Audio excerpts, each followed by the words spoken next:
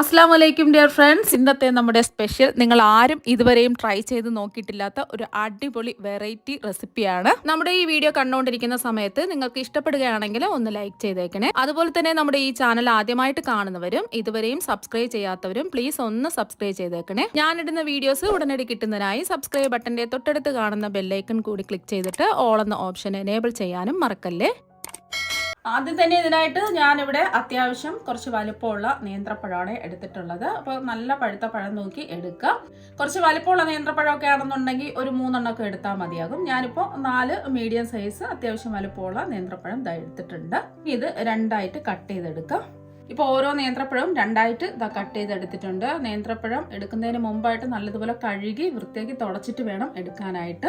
ഇത്രയും നേന്ത്രപ്പഴത്തിന്റെ അളവ് വേണ്ടാന്നുണ്ടെങ്കിൽ ഞാൻ പറയുന്ന ഇൻഗ്രീഡിയൻസിന്റെ എല്ലാം പകുതി എടുത്താൽ മതിയാകും.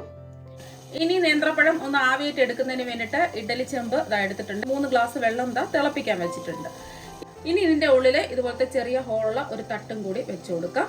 ഇതുപോലത്തെ ഒരു തട്ട് ഇല്ലാന്നുണ്ടെങ്കിൽ ഇഡ്ഡലി തട്ടുണ്ടല്ലോ, അത് വെച്ച് കൊടുത്താലും മതിയാകും. ഇതുപോലത്തെ ഒരു തട്ട് നമ്മൾ ഇഡ്ഡലി ചെമ്പ് വാങ്ങുമ്പോഴൊക്കെ കിട്ടാറുള്ളതാണ്. അപ്പോൾ ഉണ്ടെങ്കിൽ ഇത് വെച്ച് കൊടുക്കുക, അല്ലെങ്കിൽ ഇഡ്ഡലി തട്ട് വെച്ച് കൊടുത്താലും മതി. അതിന് നമ്മൾ കട്ട് ചെയ്തെടുത്ത ഓരോ പഴമായിട്ട് വെച്ച് കൊടുക്കാം. നല്ലതുപോലെ കഴുകി തുടച്ച് വൃത്തിയാക്കിയതിന് ശേഷം മാത്രമേ ഇത് കട്ട് ചെയ്തെടുക്കാവൂ. അതൊന്ന് പ്രത്യേകം ശ്രദ്ധിക്കാം.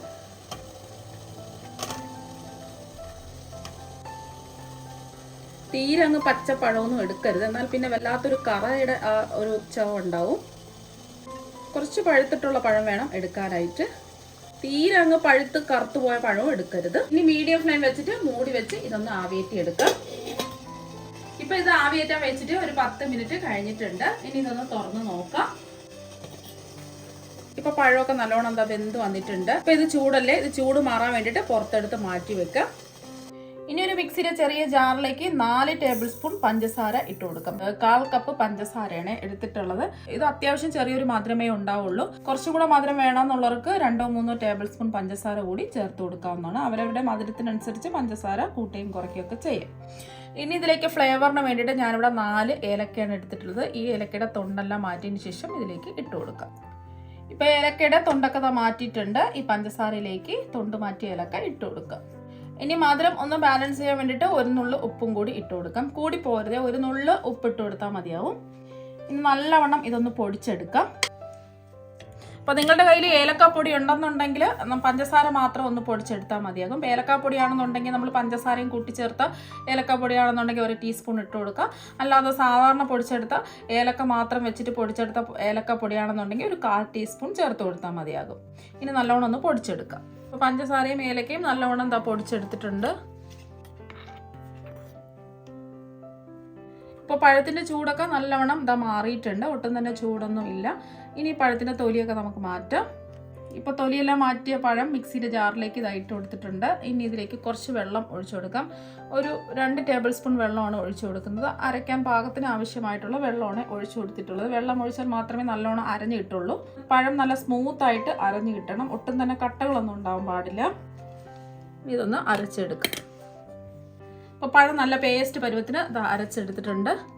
ഇപ്പോൾ കണ്ടില്ലേ, ഒട്ടും കട്ടകളൊന്നും ഇല്ലാതെ ഇതുപോലെ ഒന്ന് അരച്ചെടുക്കുക. ഞാൻ അരച്ചെടുത്തപ്പോൾ കുറച്ച് വെള്ളത്തിൻ്റെ കുറവുണ്ടായതുകൊണ്ട് വീണ്ടും 2 ടേബിൾ സ്പൂൺ വെള്ളവും കൂടി ചേർത്താണ് ഞാൻ അരച്ചെടുത്തിട്ടുള്ളത്. അപ്പോൾ ടോട്ടൽ 1/4 കപ്പ് വെള്ളമാണ് ഒഴിച്ചു കൊടുത്തിട്ടുള്ളത്. 4 ടേബിൾ സ്പൂൺ വെള്ളം ഒഴിച്ചാണ് നല്ല മയത്തിൽ ഇത് അരച്ചെടുത്തിട്ടുള്ളത്. അപ്പോൾ നിങ്ങൾ നോക്കുക, അരയ്ക്കാൻ പാകത്തിന് ആവശ്യമുള്ള വെള്ളം ഒഴിച്ച് അരച്ചെടുക്കുക. ഒരുപാടങ്ങ് വെള്ളമായി പോകരുത്. ഇതുപോലെ കുറുകിയ പരുവത്തിൽ ഇതൊന്ന് അരച്ചെടുക്കുക. ഇനി നമ്മൾ അടിച്ചെടുത്ത പഴം ഒരു ബൗളിലേക്ക് മാറ്റാം. ഇനി ഇതിലേക്ക് നമ്മൾ ചേർത്ത് കൊടുക്കുന്നത് നമ്മൾ നേരത്തെ പൊടിച്ച് വെച്ച പഞ്ചസാരയും ഏലക്കയും കൂടി ചേർത്തിട്ടുള്ള പൊടിയാണ്.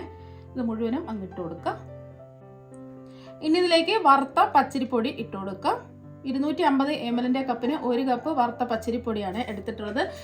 ഇടിയപ്പം പത്തിരിക്കൊക്കെ എടുക്കുന്ന ഒട്ടും തരിയൊന്നും ഇല്ലാത്ത നല്ല വറുത്ത പച്ചരിപ്പൊടി വേണം എടുക്കാനായിട്ട്. ഇനി ഇതൊന്ന് മിക്സ് ചെയ്തെടുക്കാം. നമ്മൾ എടുക്കുന്ന ഓരോ അരിപ്പൊടിയുടെ വറവിനനുസരിച്ചും വ്യത്യാസം ഉണ്ടാവും. അപ്പോൾ അതിനനുസരിച്ച് അരിപ്പൊടി ചേർത്ത് കൊടുക്കുക. ഒന്നെല്ലാം കൂടെ ഉരുട്ടാൻ പാകത്തിന് നമുക്കിതൊന്ന് കുഴച്ചെടുക്കാം. നമ്മൾ ഇതിൽ അരിപ്പൊടി ചേർത്ത് കൊടുക്കുന്നത് നമ്മൾ എടുക്കുന്ന ഓരോ അരിപ്പൊടിയുടെയും വറവിനനുസരിച്ച് ചേർത്ത് കൊടുക്കുക. ഇതുപോലെ കുറച്ച് കട്ടിക്ക് കുഴച്ചെടുക്കുക. അപ്പോൾ ആ പരുവം ആവുന്നത് വരെ കുറച്ച് അരിപ്പൊടി ചേർത്ത് കൊടുക്കുക. ഞാനിപ്പോൾ 250 ml കപ്പിന് 1 കപ്പ് അരിപ്പൊടിയാണ് ചേർത്ത് കൊടുത്തിട്ടുള്ളത്. അപ്പോൾ എനിക്കിപ്പം കറക്റ്റായിരുന്നു, നല്ല വറവുള്ള മാവായിരുന്നു. ഇപ്പോൾ കറക്റ്റ് പാകത്തിന് 1 കപ്പിൻ്റെ ആവശ്യമേ വന്നിട്ടുള്ളൂ. അപ്പോൾ നിങ്ങൾക്ക് ഇത്രയും മാവ് പോരാ എന്നുണ്ടെന്നുണ്ടെങ്കിൽ കുറച്ചും കൂടെ മാവ് ചേർത്ത് നല്ലോണം ഒന്ന് കുഴച്ചെടുക്കാം. അപ്പോൾ അതാ കുഴഞ്ഞ് കിട്ടിയിട്ടുണ്ട്. ഇനി ഇതിലേക്ക് നമ്മൾ ചേർത്ത് കൊടുക്കുന്നത് 1/2 കപ്പ് ചിരകിയ തേങ്ങയാണ്. ഞാൻ ചിരകിയ തേങ്ങ ജസ്റ്റ് ഒന്ന് മിക്സിയുടെ ജാറിലിട്ട് ഒന്ന് അടിച്ചിട്ട് ഇട്ട് കൊടുക്കുകയാണ്. അപ്പോൾ എല്ലാ തേങ്ങയും ഒരുപോലെ പൊടിഞ്ഞ് കിട്ടും. അപ്പോൾ നിങ്ങൾക്ക് വേണമെന്നുണ്ടെങ്കിൽ തേങ്ങ ചിരകിയത് നേരിട്ട് ചേർത്ത് കൊടുക്കുക. നമ്മൾ ചിരകിയെടുക്കുന്ന തേങ്ങ ചിലത് വലുതായിരിക്കും, ചിലത് ചെറുതായിരിക്കും. അപ്പം മിക്സിയുടെ ജാറിലിട്ട് ജസ്റ്റ് ഒന്ന് പൊടിച്ചെടുക്കുമ്പോൾ കറക്റ്റായിട്ട് പൊടിഞ്ഞ് ഒരേ അളവിന് കിട്ടും. അപ്പോൾ അങ്ങനെ വേണമെന്നുണ്ടെങ്കിൽ അങ്ങനെ എടുക്കാം.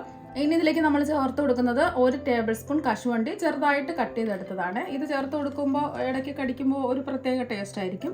കശുവണ്ടി ഇല്ലയെന്നുണ്ടെങ്കിൽ നിങ്ങൾ നിലക്കടല ചെറുതായിട്ടൊന്ന് കട്ട് ചെയ്തത് അതുപോലെ 1 ടേബിൾ സ്പൂൺ ചേർത്ത് കൊടുത്താലും മതി. ഇനി എല്ലാം കൂടിയിട്ട് ഒന്ന് മിക്സ് ചെയ്തെടുക്കാം. ഇതിൽ വേണമെന്നുണ്ടെങ്കിൽ നിങ്ങൾക്ക് 1 ടീസ്പൂൺ നെയ്യൊക്കെ ഒഴിച്ചു കൊടുക്കാം. ഞാനിപ്പോൾ ഇതിൽ നെയ്യൊന്നും ഒഴിച്ചു കൊടുക്കുന്നില്ല. അപ്പോൾ എല്ലാം എന്താ ഒന്ന് കുഴച്ചെടുത്തിട്ടുണ്ട്. തേങ്ങ ഉണ്ടെന്നുണ്ടെങ്കിൽ ഒരു 1/4 കപ്പെങ്കിൽ ഇട്ട് കൊടുക്കാം. അപ്പോൾ 1/2 കപ്പ് തേങ്ങ ഇട്ട് കൊടുക്കുമ്പോഴേ ആ ഒരു പ്രത്യേക ഒരു ടേസ്റ്റ് ഉണ്ടാവുള്ളൂ. ഇല്ലാന്നുണ്ടെങ്കിൽ ഒരു 1/4 കപ്പ് തേങ്ങയെങ്കിലും ഇട്ട് കൊടുക്കാം. അപ്പോൾ എല്ലാം കൂടിയിട്ട് അത് ജസ്റ്റ് ഒന്ന് കുഴച്ചെടുത്തിട്ടുണ്ട്. ഒരുപാട് കട്ടിയാവാൻ പാടില്ല, ഈ ഒരു രീതിക്ക് കുഴച്ചെടുക്കാം.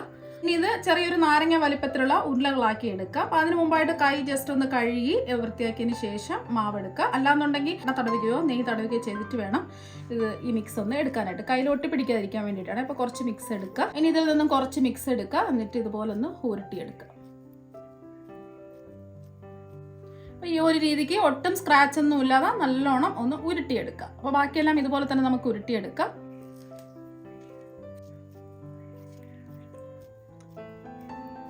ബാക്കിയെല്ലാം ഇതുപോലെ തന്നെ നമുക്ക് ഉരുട്ടിയെടുക്കാം.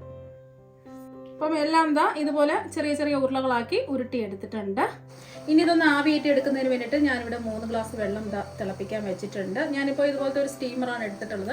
അപ്പോൾ നിങ്ങളുടെ കയ്യിൽ ഇഡ്ഡലി ചെമ്പുണ്ടെങ്കിൽ അതെടുത്താലും മതി. ഇനി ഇതുപോലത്തെ ഒരു കുഴിയുള്ള ഒരു തട്ടും കൂടി വെച്ച് കൊടുക്കാം. ഇതുപോലത്തെ ഒരു തട്ടുണ്ടെങ്കിൽ വെച്ച് കൊടുക്കാം. ഞാനിപ്പോൾ ഇതിൻ്റെ മുകളിലായിട്ട് കുറച്ച് നെയ്യൊന്ന് ബ്രഷ് ചെയ്ത് കൊടുത്തിട്ടുണ്ട്. നെയ്യിന് പകരം നിങ്ങൾക്ക് എണ്ണ വേണമെങ്കിലും ബ്രഷ് ചെയ്ത് കൊടുക്കാവുന്നതാണ്. പെട്ടെന്ന് ഇളകി കിട്ടാൻ വേണ്ടിയിട്ടാണ് നെയ്യ് ചെറുതായിട്ടൊന്ന് ബ്രഷ് ചെയ്ത് കൊടുത്തിട്ടുള്ളത്. ഇനി നമ്മൾ ഉരുട്ടിയെടുത്ത ഓരോ ഉരുളകളും ഓരോ കുഴികളിലായിട്ട് വെച്ച് കൊടുക്കുക. ഒന്നുകൂടി ഒന്ന് ഉരുട്ടിയെടുത്തതിന് ശേഷം ഇതുപോലെ ഒന്ന് വെച്ച് കൊടുക്കുക. വെള്ളം തിളച്ചതിന് ശേഷം ഫ്ലെയിം കുറച്ച് വെച്ച് കൊടുക്കുക. പിന്നെ ആവിയൊക്കെ കൊണ്ട് കൈ പൊള്ളും.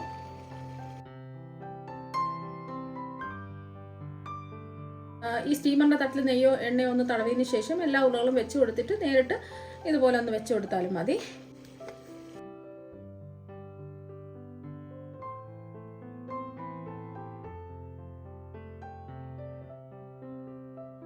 എല്ലാ ഉരുളകളും വെച്ച് കൊടുത്തിട്ടുണ്ട്. ഇനി flame medium to high flame വെക്കുക. ഇനി ഇത് മൂടി വെച്ച് ഒന്ന് ആവിയേറ്റി എടുക്കുക. നമ്മൾ പഴമൊക്കെ വേവിച്ചിട്ടാണ് എടുത്തിട്ടുള്ളത്. പെട്ടെന്ന് തന്നെ ഇത് വെന്ത് കിട്ടും. ഒരു 10 മിനിറ്റ് ഒക്കെ വേണ്ടി വരുള്ളൂ. ഇപ്പം നമ്മളിത് ആവിയേറ്റാൻ വെച്ചിട്ട് ഒരു 10 മിനിറ്റ് ഒക്കെ കഴിഞ്ഞിട്ടുണ്ട്. ഇനി നമുക്ക് തുറന്ന് നോക്കാം. കണ്ടില്ലേ, തുറന്നപ്പോൾ തന്നെ നല്ലൊരു മണമൊക്കെ വരുന്നുണ്ട്. ഇനി നമുക്ക് ഫ്ലെയിം ഓഫാക്കാം. നമ്മൾ പഴമെല്ലാം വേവിച്ചിട്ട് എടുത്തിട്ടുള്ളതല്ലേ വെച്ച് കൊടുത്തിട്ടുള്ളത്. അപ്പോൾ അതുകൊണ്ട് അധികം വേവൊന്നുമില്ല. ഒരു 10 മിനിറ്റ് ഒക്കെ വേവിച്ചെടുത്താൽ മതിയാവും. പഴമൊക്കെ വേവിച്ചിട്ടാണല്ലോ ഇതിൽ ചേർത്ത് കൊടുത്തിട്ടുള്ളത്. അതുകൊണ്ട് ഒരു 10 മിനിറ്റ് ഒക്കെ ആവിയേറ്റി എടുത്താൽ മതിയാവും. ഇനി ഫ്ലെയിം ഓഫാക്കാം. ഇപ്പോൾ ഇത് ചൂടാണ്. ചൂട് മാറിയിട്ട് ഇതിൽ നിന്ന് നമുക്ക് പുറത്തെടുക്കാം. ഒട്ടും എണ്ണയൊന്നും ഇല്ലാതെ നേന്ത്രപ്പഴം വെച്ചിട്ട് വളരെ ഹെൽത്തി ആയിട്ട് ആവിയിൽ വേവിച്ചെടുത്ത സ്നാക്സ് ഇത് ഇവിടെ റെഡി ആയിട്ടുണ്ട്. അപ്പോൾ നല്ല ടേസ്റ്റാണ് കഴിക്കാൻ വേണ്ടിയിട്ട്. നേന്ത്രപ്പഴം കഴിക്കാത്ത കുട്ടികളൊക്കെ ആണെന്നുണ്ടെങ്കിൽ ഇതുപോലെ ഒരു പ്രാവശ്യം തയ്യാറാക്കി കൊടുത്തു നോക്കുക. തീർച്ചയായും അവർക്ക് എന്തായാലും ഇഷ്ടമാകും. ഇനി ഇതിൽ നിന്നും ഒരെണ്ണം എടുത്ത് കാണിച്ചു തരാം. നല്ല അടിപൊളി ടേസ്റ്റാണ് കഴിക്കാൻ വേണ്ടിയിട്ട്. നമ്മളിതിൽ ഒട്ടും എണ്ണയോ നെയ്യോ ഒന്നും തന്നെ ചേർത്തിട്ടില്ല. അപ്പോൾ നല്ല കിഡിലൻ ടേസ്റ്റാണ്. ഇനി ഇതൊന്ന് മുറിച്ചും കൂടി കാണിച്ചു തരാം. നിങ്ങൾക്കിത് അരിപ്പൊടിക്ക് പകരം ഗോതമ്പ് പൊടിയിലും ചെയ്തെടുക്കാവുന്നതാണ്. ഇനി ഇത് മുറിച്ചും കൂടി കാണിച്ചു തരാം. കണ്ടില്ലേ, നല്ല സോഫ്റ്റ് ആയിട്ടാണ് ഇരിക്കുന്നത്.